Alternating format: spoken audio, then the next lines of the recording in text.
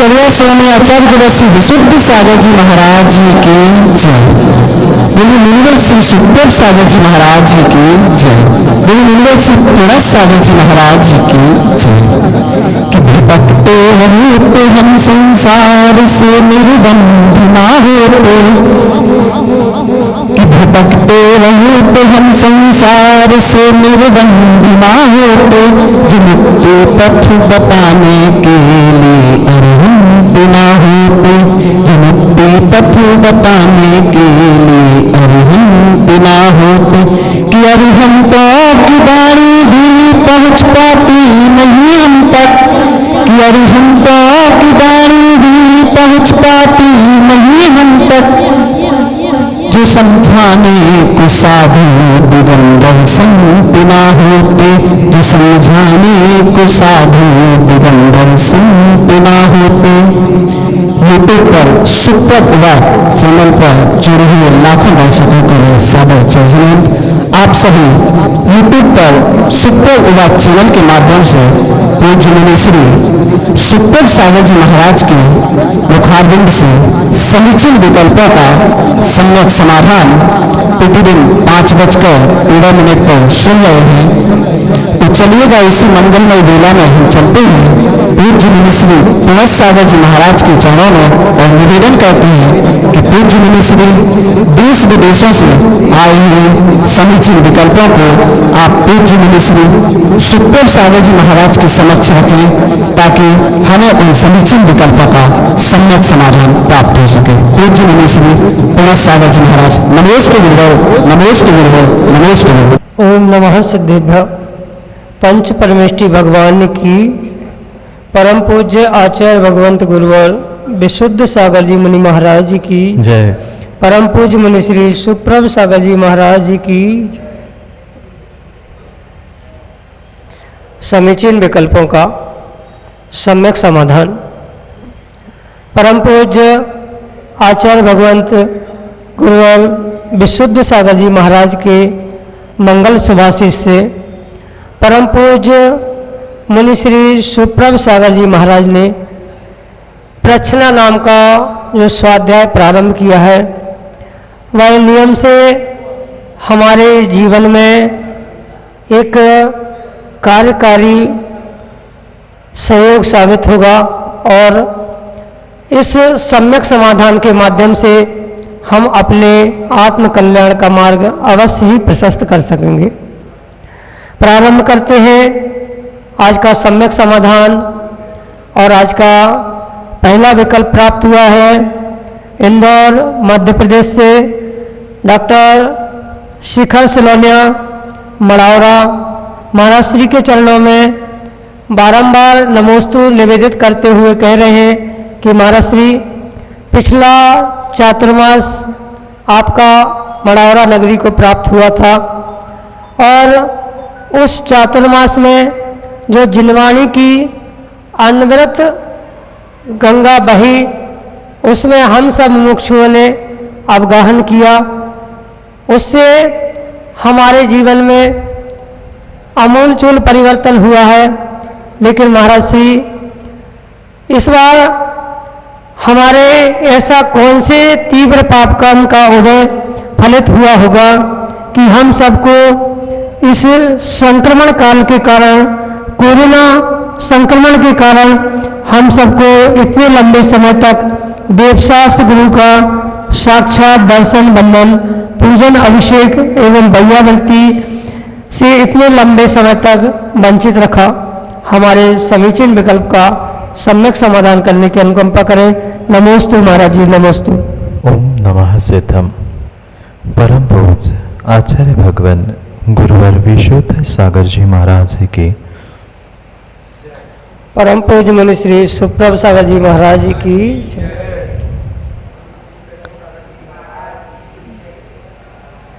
जो हम वर्तमान में इस कोरोना महामारी से जूझ रहे हैं, यह हमारे पुराने बहुत बड़े कर्म का उदय।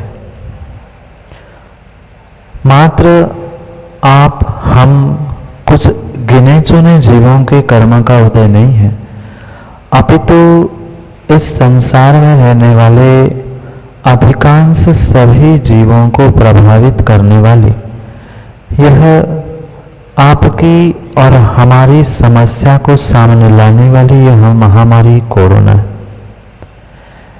आगम में परिपूर्ण रूप से आचार्य भगवंतों ने यह स्पष्ट व्याख्यान किया है, जो सामूहिक कर्म का उदय आता है वह सामूहिक रूप से किए गए पुण्य या पाप का ही होता है। आगम में भी बहुत सारे ऐसे दृष्टांत हैं जिन्होंने सामूहिक रूप से पाप किया, किसी ने अनुमोदना की, किसी ने कार्य किया, किसी ने करवाया, उन सभी को सामूहिक रूप से कर्म का आश्रय हुआ।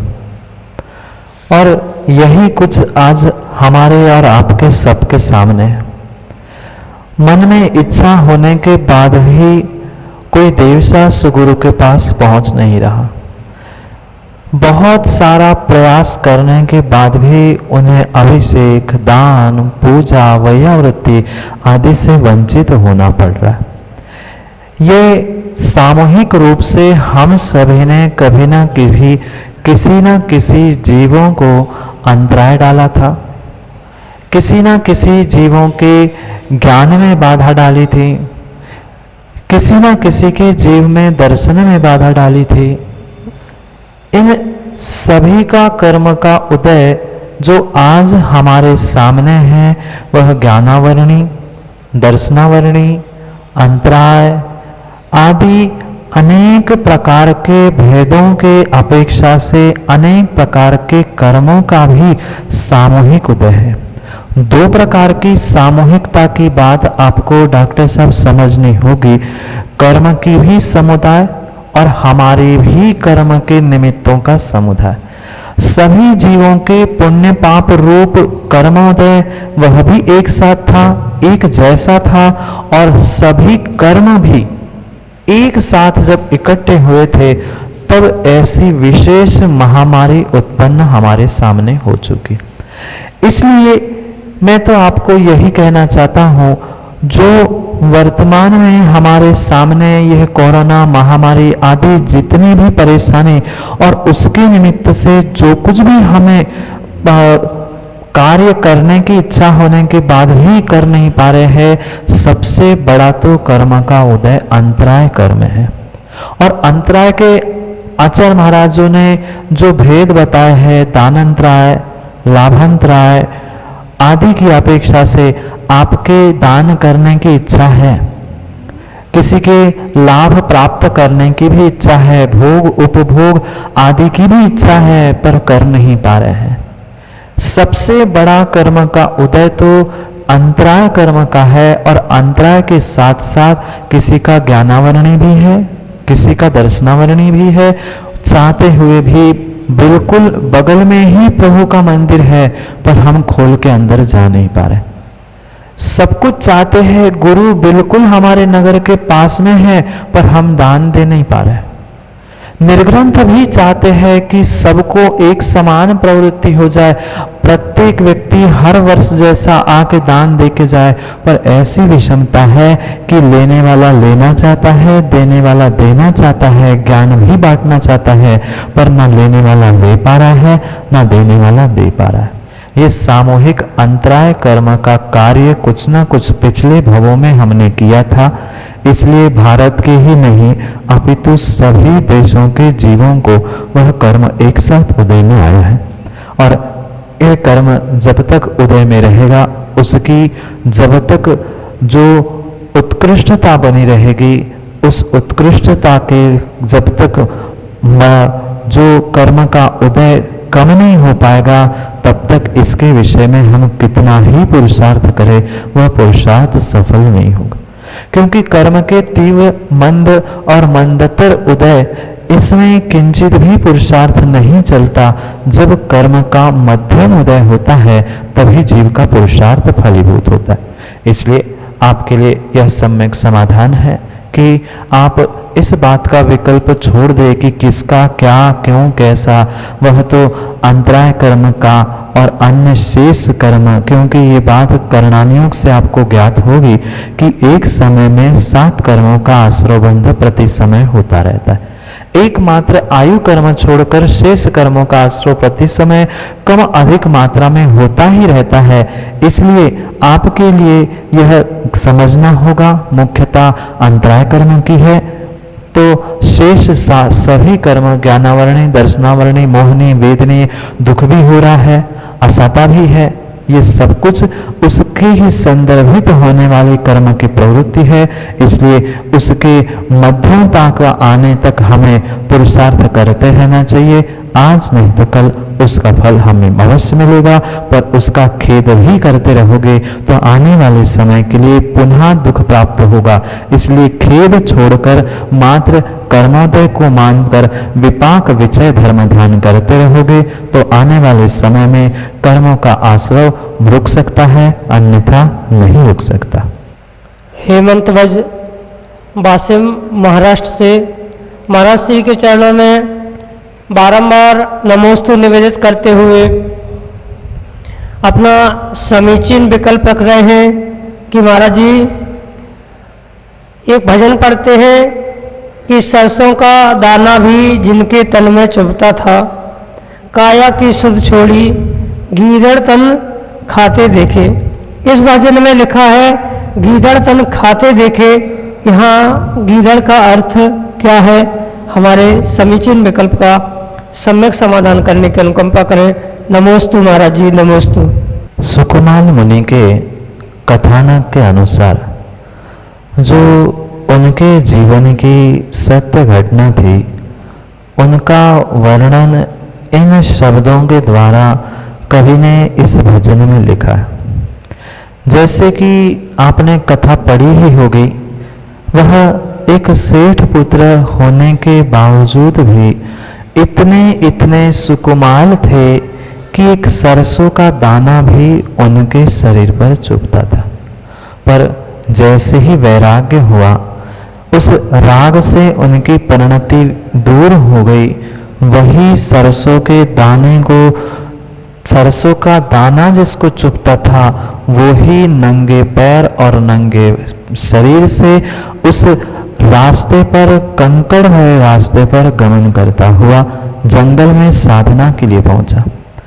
पैरों में इस प्रकार से वह पत्थर कंकड़ घुस गए कि पैर भी लहूलुहान हो गया, और पूर्व जन्म का जो वैरी था, वह वैरी अपने ही संबंधी, जो पूर्व जन्म का वैरी था, वही स्यार का जी, गीधड़ का अर्थ स्यार होता है, स्यार का ही पर्यायवाची नाम गीधड़ है।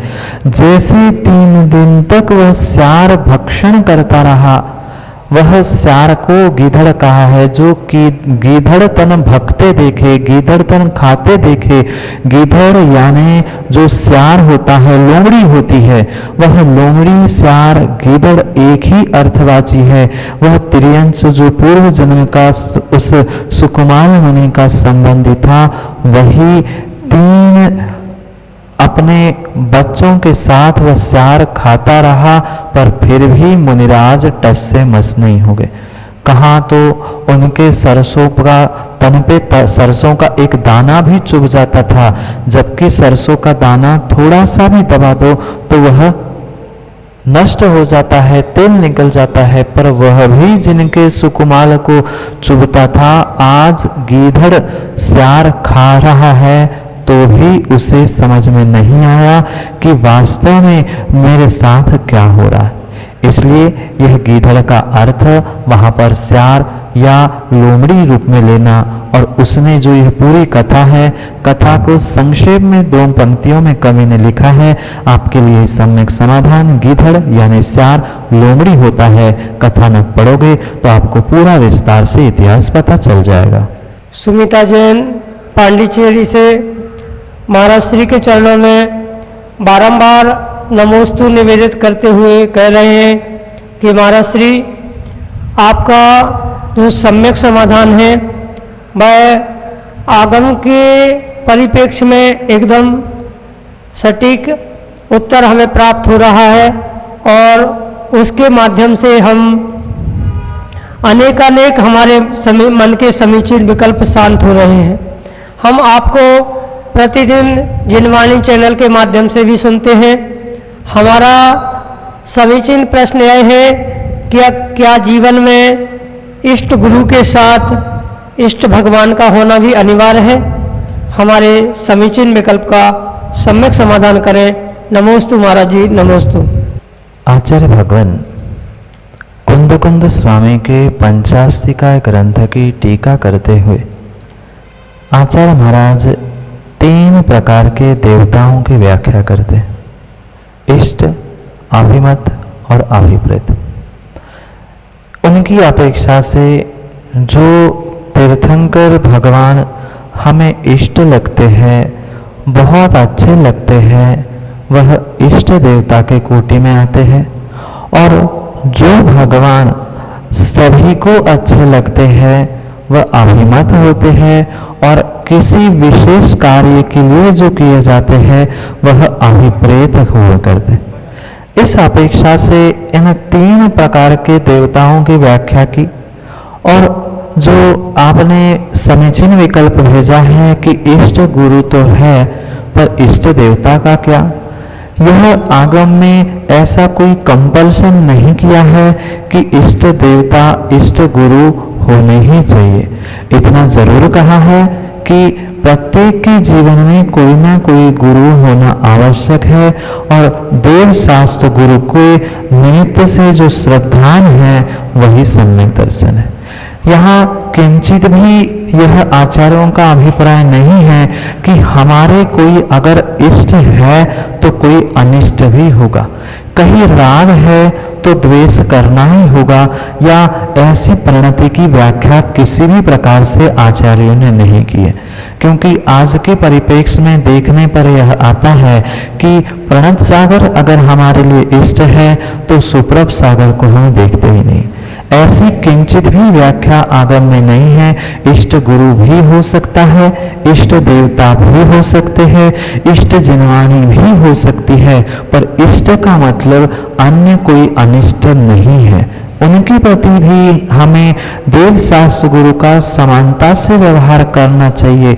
जैसे कि एक सामान्य श्रावक होता है, उसका अपना अपना एक व्यक्तिगत फैमिली डॉक्टर होता है, तो क्या फैमिली डॉक्टर के पास ही हम जाते हैं, इसका मतलब क्या अन्य डॉक्टर, अन्य जितने भी वैद्य हैं, क्या उनके पास ज्ञान नहीं है?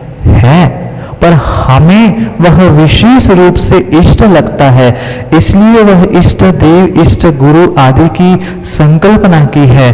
पर यह किंचित भी आगम में आचार्यों ने कंपलसरी या अनिवार्य नहीं किया है कि प्रत्येक का कोई ना कोई इष्ट देव या इष्ट गुरु हो ही। यह तो जीव के स्वाभाविक राग, अनुराग, वात्सल्य की परिणति पर निर्भर करता है कि कौन किसके लिए इष्ट गुरु, इष्ट भगवान हो सकता है।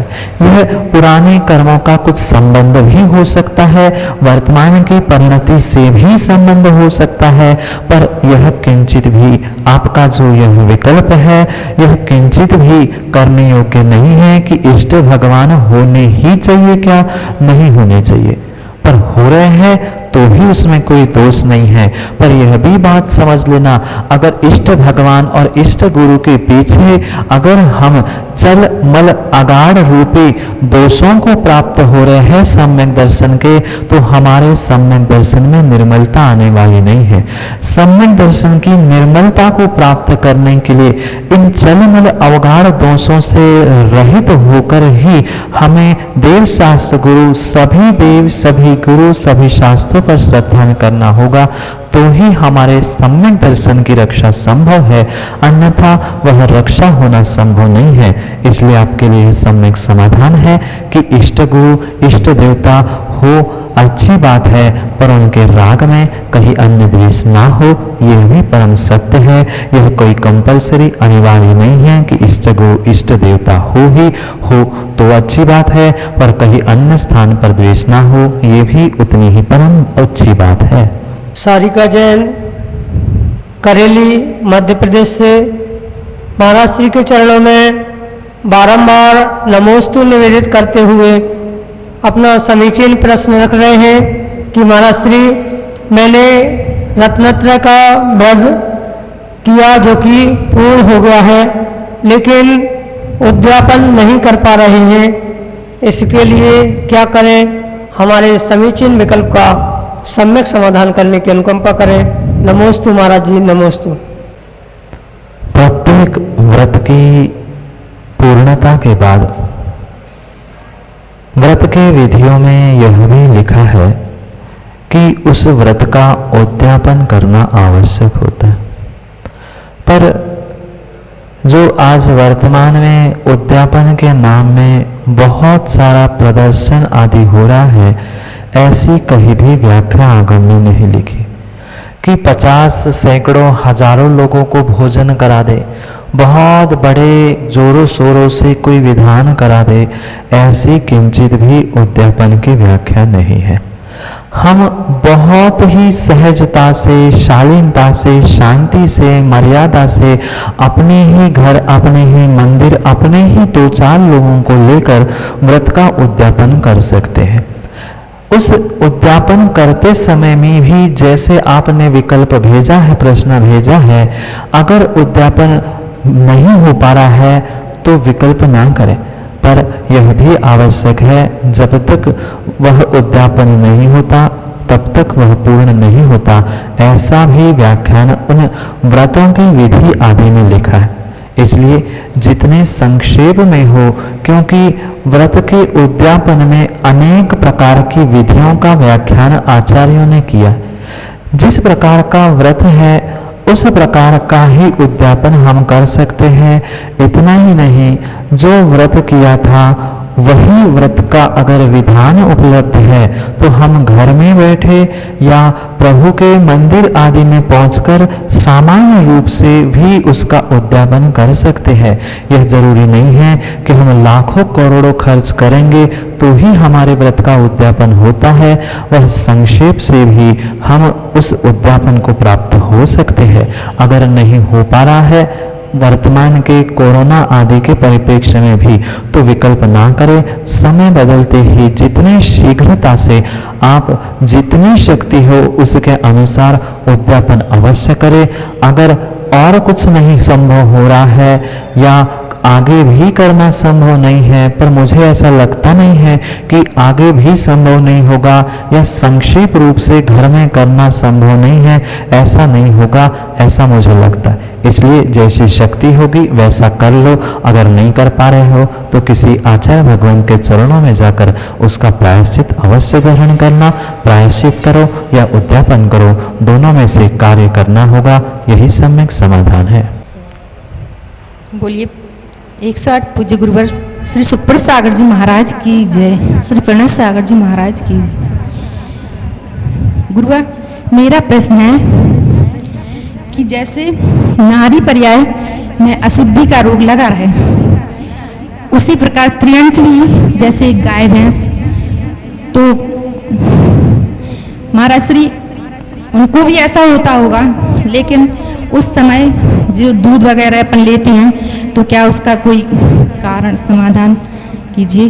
नमस्ते। यह जो कुछ भी अशुद्धि जन्य व्यवस्था प्राप्त हुई है वह परिपूर्ण रूप से मात्र मनुष्य गति में ही होती है। त्रियंच गति, देव गति आदि दोनों स्थानों पर इनका कहीं भी आगम में कोई उल्लेख प्राप्त नहीं होता। और जो भी यह अशुद्धि जन्य क्रिया या जो कुछ भी है वह परिपूर्ण रूप से मनुष्य के ही विषय में प्राप्त होती है। अन्य स्थानों में उनका ऐसा उल्लेख नहीं मिलता।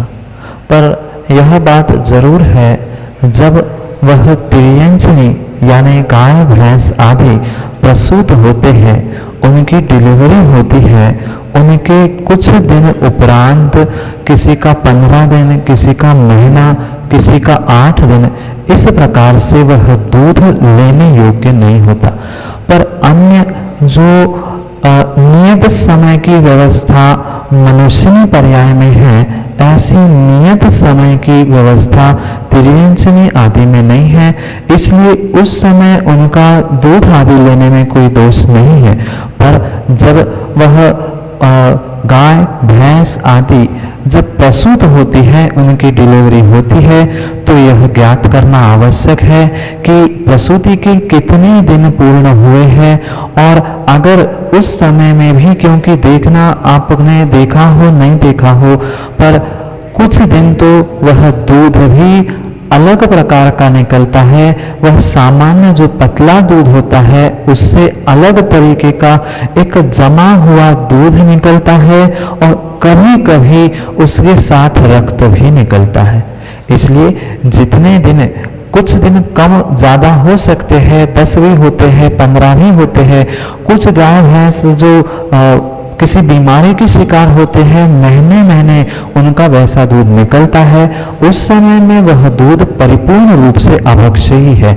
इसलिए जब भी घर में कोई गाय भैंस आदि का दूध आ रहा है, तो हमें यह पता करना होगा कि उस गाय भैंस की प्रसूति डिलीवरी कितने दिन पहले हो चुकी है, और उसके कम से कम पूर्ण अशुद्धि ठीक होने के 2-4 दिन तक हमें उनके गाय भैंस तिर्यंच आदि का दूध नहीं पीना चाहिए। इतना ही अभी तक के आगम के जितना हमने ज्ञान प्राप्त किया है, अभी तक के ज्ञान के और हमारे अनुभव के हिसाब से इतना ही विषय आगम में लिखा है। जो अन्य व्यवस्था मनुष्य जन्य तिर्यंचनी में नहीं होती, इसलिए उस विषय में हमें विकल्प करना किंचित भी उचित नहीं है। यही आपके लिए सम्यक समाधान है। अभी आप सभी सुन रहे थे यूट्यूब के सुप्रभ उवाच चैनल के माध्यम से पूज्य मुनि श्री सुप्रभ साले जी महाराज के द्वारा समीचीन विकल्पों का सम्यक समाधान।